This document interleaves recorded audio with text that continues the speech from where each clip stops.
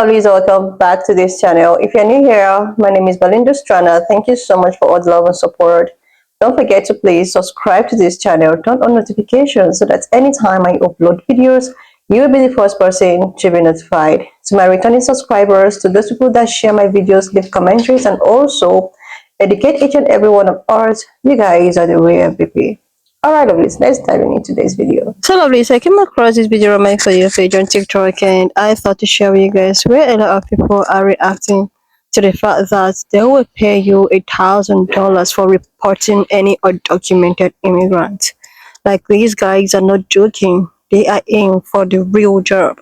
I'm just going to roll the clip as well as some of all the stitches I was able to put together. Are you going to betray your friend to report to get this money? Leave me your own thought in the comment section of what you think of this video. Alright, lovelies, let's dive into it. It would pay people to turn in those they think are here illegally. First alert, former investigator David Amilati following this story. David. Cameron, this bill was just submitted, and it's sponsored by Sunset Hills-based David Gregory, the House rep elected to the state Senate just last month. Gregory wants to pay Missourians $1,000 if they turn someone in. We've pulled some sections of the state senator's bill. The first part reads that someone here illegally is prohibited from voting in any election. It also keeps a person from receiving any permit or license to drive, receiving any public benefit, and becoming a legal resident of the state. By the way, it's already illegal to vote if you're not a citizen. Now, the proposed bill also calls for the Department of Public Safety to develop this Missouri Illegal Alien Certified Bounty Hunter program. The program would certify Missouri residents to be bounty hunters to find and detain illegal immigrants in the state. It says EPS shall develop an information system for people to report violations, including a toll-free telephone hotline, email, and online reporting portal. The bill summary clearly states any person who makes a report in which an illegal alien is arrested shall receive a reward of $1,000. Would you turn your neighbor in for $1,000? Well, one Missouri lawmaker is betting that you might. A newly elected state senator is pitching a controversial plan to pay residents $1,000 for reporting undocumented immigrants to authorities. Some supporters argue that this bounty system could help crack down on illegal immigration, but critics say that it promotes racial profiling, vigilantism, and could tear communities apart. And the program, if passed, would allow civil lawsuits against those who harbor undocumented individuals. And the plan is not without controversy. It has drawn national attention and pushback from civil rights groups who are promising to challenge it legally, and immigrant communities are voicing fear of what they call just a dangerous precedent. Missouri lawmakers are set to discuss this proposal, but the backlash is already making waves across the country. So what would you do? Let me know what you think in the comments. Breaking news, North Carolina introduced HB 10, which is a bill that requires local police and sheriff to automatically report an undocumented immigrant to ICE. This bill will require local police officers to automatically verify the status of people who were arrested for certain felonies and misdemeanors. If the person does not have legal status, they are now legally required to report that person to ICE. However, this new requirement does not apply to people who were arrested for traffic violations and most misdemeanors. Before, police officers weren't required to report status to ICE regardless of whether they found out that you were undocumented or not. Missouri Senate Bill 72 would allow bounty hunters to go around and round people up based off of what they look like in order to deport immigrants. And I just want you to take 5 fucking seconds and think about what that means. Because typically they're not deporting Russians, okay? They're not deporting the Swiss. They're deporting people with brown hair and brown eyes. And unless you have paperwork proving that you are from the U.S., which your driver's license doesn't count, because people who come here on asylum can also get driver's license. People who are here on work visas and student visas can get driver's licenses. So I'm just going to tell you this, a quick story. Okay. Part of my family's from Arizona, and my family, I know I look pasty and white, but my family looks native. We look Hispanic. We look like we are all dark skin, dark hair, dark eyes, dark features, right? My uncle lived in Arizona, Phoenix, Arizona, Sun City, and was driving his mother to a doctor appointment, gets pulled over. This is a while ago, but Arizona introduced a bounty law like this, okay? It was this one in Missouri is talking about $1,000 per person. So I just want you to understand how heavily incentivized this bounty program is, okay? So he gets pulled over. His name's Mickey, by the way. He's not Hispanic. But he gets pulled over, and the officer is like, I need to call ICE in because are you sure that you're here legally? Like, are you sure that you're here legally? And he's like, here's my driver's license. And he's like, that doesn't mean anything to me. Do you have anything proving to me that you are a U.S. citizen? Do you guys carry around paperwork proving that you are a U.S. citizen? I do have paperwork proving I'm a U.S. citizen, but it's at home. It's a birth certificate and a social security card, which, I'm sorry, both could really actually be questioned. What do you have proving that you were born here that will keep you from getting rounded up for being brown-eyed and brown-haired in America? If you think that this won't affect you, you're nuts. Because my Republican uncle literally got pulled over and almost detained because he could not actually prove that he was a U.S. citizen the last time they instilled these bounty programs. If they can come for one of us, they can come for any of us. Do not think for 1 second you are excluded. We're not even illegal. We're not even the immigrants. We are not the real immigrants. We're literally indigenous to the Americas. We were already here. We need to get that through people's heads because I feel like that's the only way we're going to get some movement out of this. I feel like the truth and spreading the fact that we are indigenous to this land is how we're going to get the change that we deserve, the change that we need for generations to come. So speak that truth. Remind them who you are. You are native to the Americas. You are not illegal. You're not an immigrant. So you need to act like it, and you need to fight for your people's rights, fight for your rights, fight for your family's rights. Nobody's going to do it for you. I promise you that nobody's doing this for us. We're going to do this for us. So get out there, get active, and make your voice heard. Tell your story. Because the thing about being undocumented is that nobody's documenting our stories. If the parents are undocumented and the child is a U.S. citizen, then either the child stays behind, the parents give the child to somebody else to be their legal guardian or even adoptive parents, basically giving up that child, or that U.S. citizen child goes with the undocumented parents back home. But that child is still a U.S. citizen and can return when he or she wants, and certainly when he or she is an adult. Undocumented immigrants contributed an astounding $96.7 billion in federal, state, and local taxes in 2022. There's a lot of ugly anti-immigrant misconceptions, but the fact is they contribute a lot. And they contribute into programs like Medicare and Social Security, programs they'll never be able to reap the rewards from. ITEP found more than a third of the tax dollars paid by undocumented immigrants go toward payroll taxes dedicated to funding programs that these workers are barred from accessing. Undocumented immigrants paid $25.7 billion in Social Security taxes, $6.4 billion in Medicare taxes, and $1.8 billion in unemployment insurance taxes in 2022. On top of that, immigrants also contribute more than their fair share. ITEP's research found that across 40 states, undocumented immigrants pay higher state and local tax rates than the top 1% of households within their borders. If we put these long-settled workers on a pathway to legalization, it would be an economic boon for the nation, pumping in an additional $40 billion in tax revenue.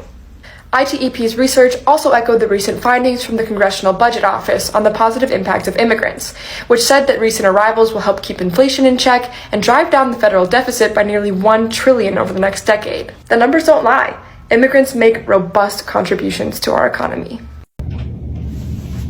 3 big ideas for immigrants, including undocumented immigrants, to take into account as Trump's new immigration plan is put into effect in January. The first big idea is that right now there's a lot of noise, fear, and panic because we don't know what the law is or the policy is. So far, nothing has been announced. Only what might be announced, what is rumored to be announced, but we don't have facts. Number 2, only make decisions based on facts and reasoned decision making.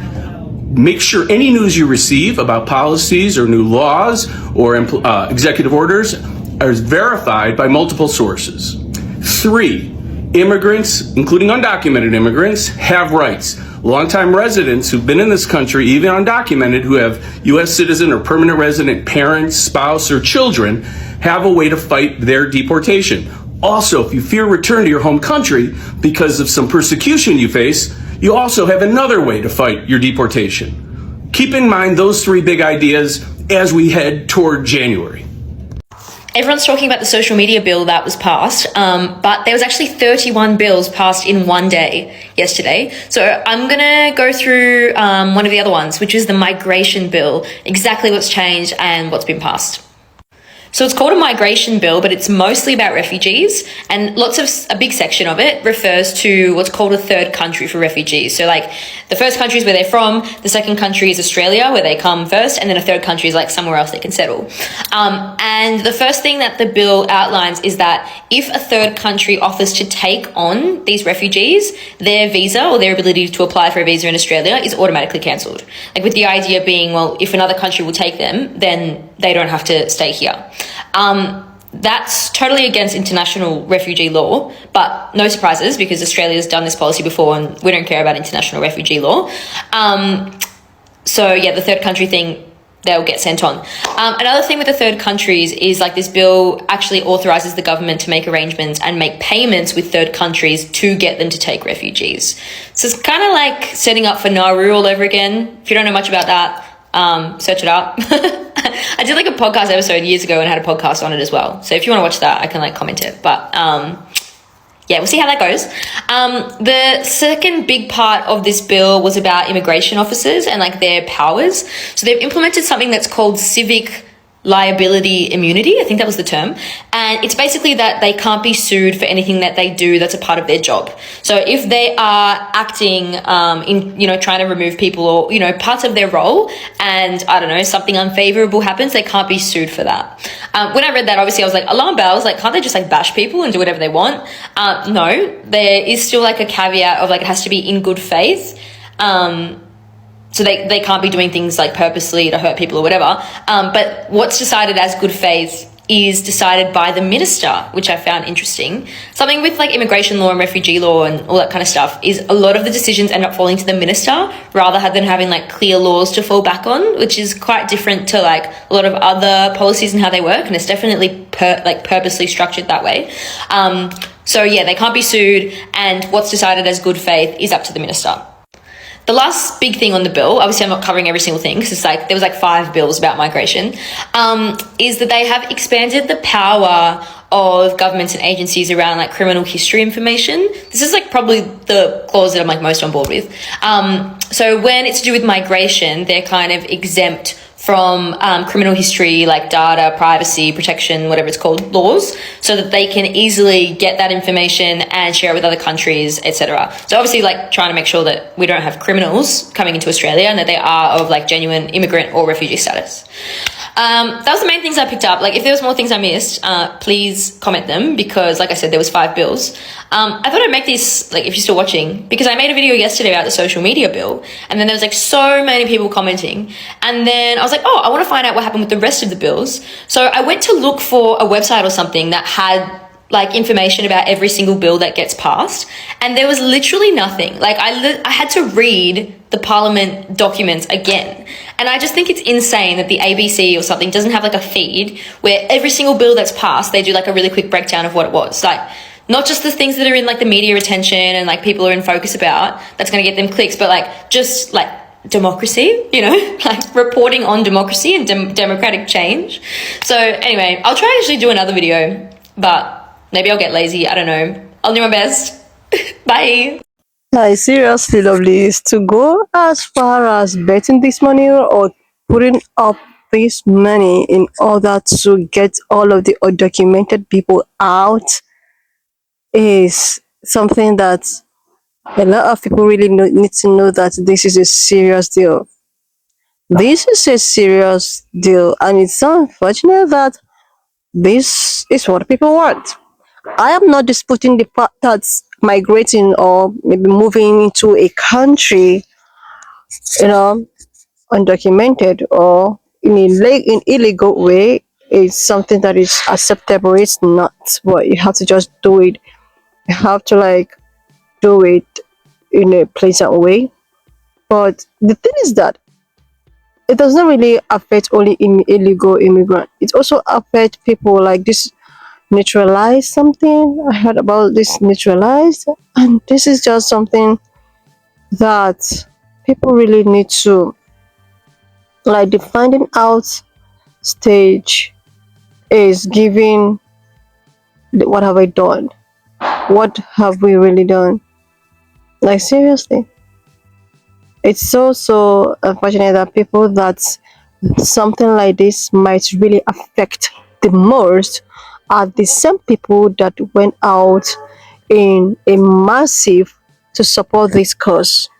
I have seen so many stitches of people like asking questions. How do we do this? What do we do? What is the way forward? Like, how is the way?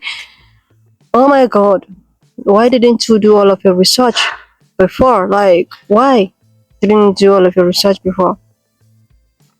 To go as far as, placing this money, a lot of people in the comment section was like, I'm going to do it for free. I'm going to do that for free. It's just giving, what have I done? Just giving, what have I done? And it's also, unfortunate that this is what a lot of people really need. This is what people want. And, good luck to them. Good luck to them. When people that looks like me have made their own research, have made their own verification, and calling out you people to look into this very well before casting your ballot, you refuse to listen. You refuse to listen. Because of what? Because you feel that these people are not my class. I am seen as a pan-colored. I am seen as a pan-colored because of my color of my, or the color of my skin or whatsoever. So anything that is going to happen is not going to affect us. But forgetting that people that looks like me are the ones that is not even going to be affected with all of this immigration and immigrants and whatsoever. Because they are, they have been there, ancestors have been there. Like, it is only going to affect you that went to vote against yourself. You want to vote against yourself without consulting people that have gone through. Even after consultation, you still went ahead to do it anyway. Because I saw so many stitches, black women, especially black men, coming out, do this. We have to tell it. Let's be strategic. Nobody is saying that the other side is perfect or 100% or whatsoever. But I think people that looks like me has an idea. They have strategy. They have to put someone there in order to make more provision to put someone there, another person there that might come out and become perfect. But no, which guys chose Walla Walla.